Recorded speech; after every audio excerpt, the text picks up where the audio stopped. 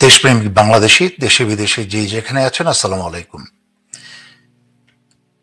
বহু বছর পরে আবার প্রাণবন্তভাবে 21শে নভেম্বর পালিত হল। গত 16টা বছর ভারত এবং স্বৈরাচারী হাসিনা মিলে বাংলাদেশকে যেমন হত্যা করেছিল, তেমনিভাবে সশস্ত্র বাহিনীকে এবং 21শে নভেম্বরের সেই চেতনাকে ধ্বংস করে দিয়েছিল। তাই 21শে নভেম্বর ঠিকই আসতো, কিন্তু প্রাণহীন 21শে নভেম্বরে চলত আওয়ামী বন্দনা।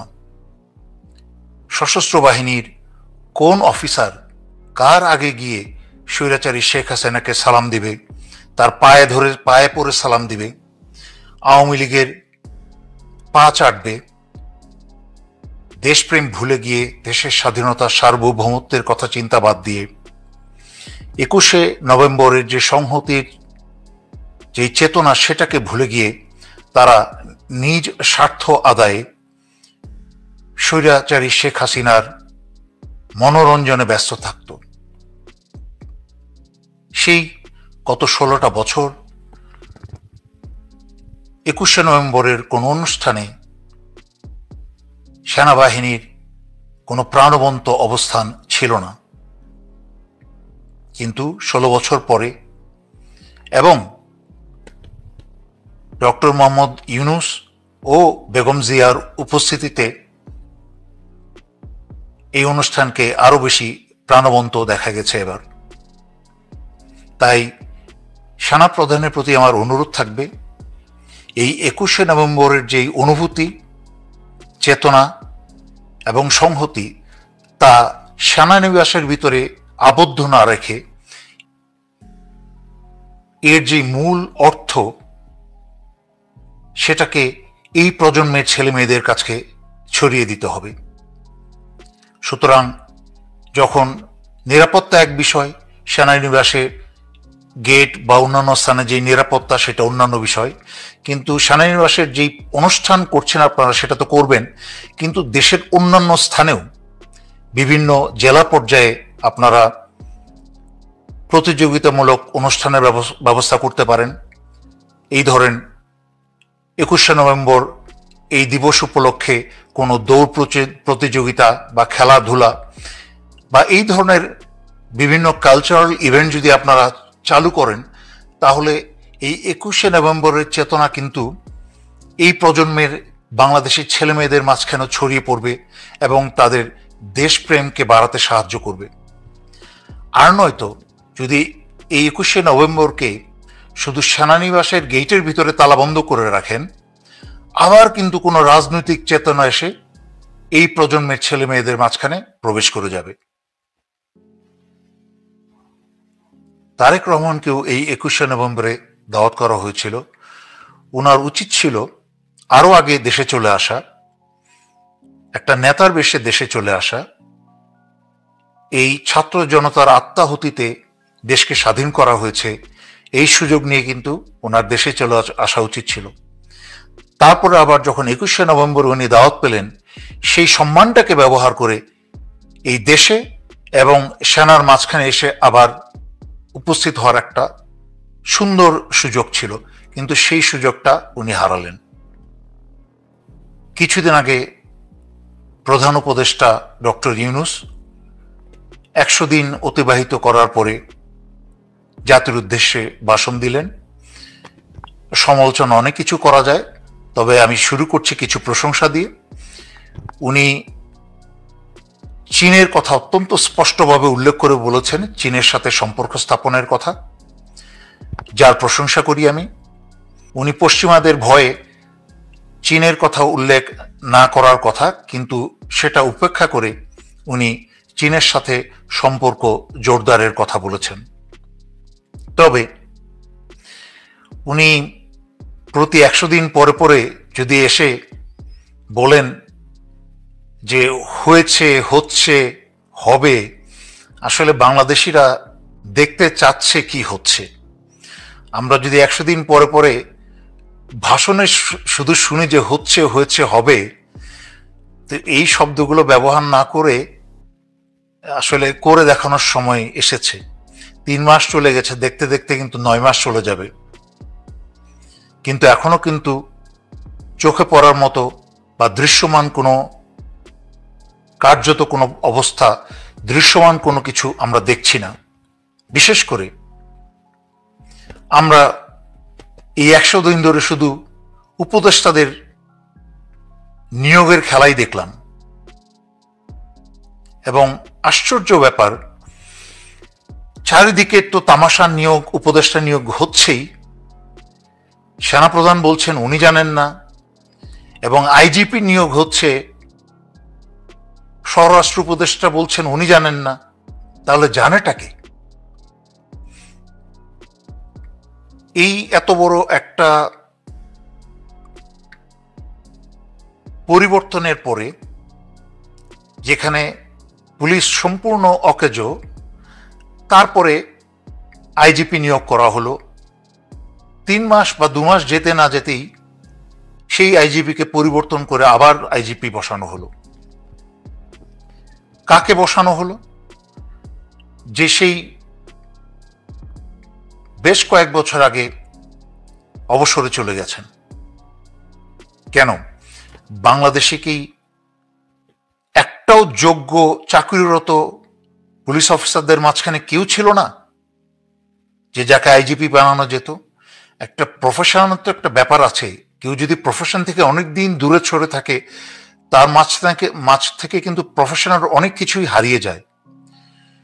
প্লাস যারা চাকরিতে আছে তাদের মাঝখান থেকে কাউকে আইজিপি না বানিয়ে, বহু বছর আগে অবসরে চলে গেছে, তাকে আইজিপি বানালে কিন্তু পুলিশে যেই কজনই এখন আছে তারাও মনক্ষুণ্ণ হয়ে অনুৎসাহিত হবে।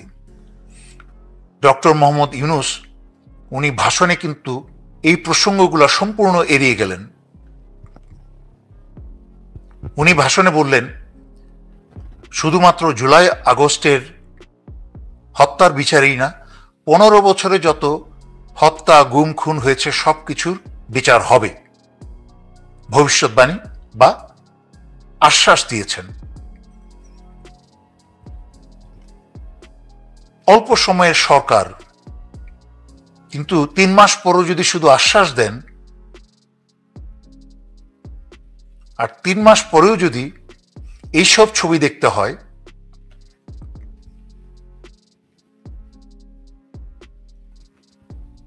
বাংলাদেশের ইতিহাসের এক অন্যতম খুনি, এক জল্লাদ, যার হাতে পায়ে লোহার চেইন থাকার কথা ছিল, তার হাতে পুলিশ বন্ধুর মতো,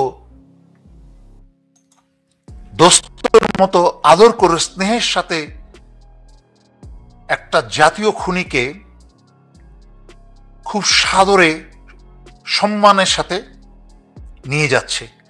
তার পোশাক, চেহারা, সুরত দেখে মনে হয় জামায়ে আদরে আছে, যেখানেই তাকে রাখা হয়েছে। অথচ আমরা গত 16 বছর এই মানুষগুলাই, এই জিয়াউল আহসানের মতো খুনি, বেনজিরের মতো খুনি, স্বৈরাচারী শেখ হাসিনার মতো খুনিদের নেতৃত্বে বাংলাদেশে ডান্ডাবেরির এক কালচার শুরু করেছিল। 16টা বছর বিএনপির ছেলেদেরকে এবং অন্যান্য সাধারণ মানুষদেরকে হাতে পায়ে ডান্ডাবেরি পরিয়ে তার মা বাবার জানাজায় নিয়ে গেছে। নিজের সন্তানকে দেখার জন্য ডান্ডাবেরি পরিয়ে নিয়ে গেছে। তাহলে জাতীয় খুনি এবং এই বিপ্লবে, গণহত্যায় যারা জড়িত, তাদেরকে কেন এত সাদরে এবং এত যত্নে সময় পার করা হচ্ছে? এই প্রশ্নের জবাব কি ডক্টর ইউনূস দেবেন? এই প্রশ্নের জবাব কি স্বরাষ্ট্র উপদেষ্টা দেবেন? আইন উপদেষ্টা দেবেন?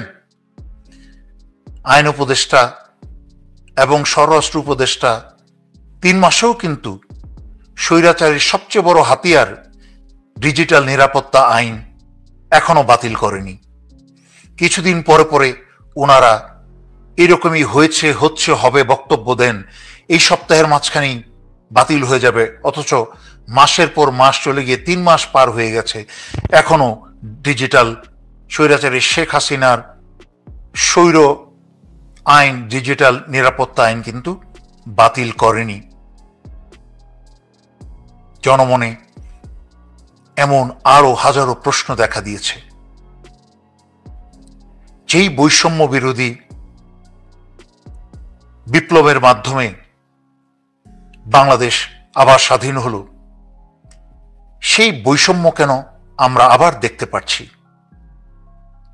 স্বৈরাচারী হাসিনার খুনিদের সাথে এহেন যত্নের এবং সম্মানের ব্যবহার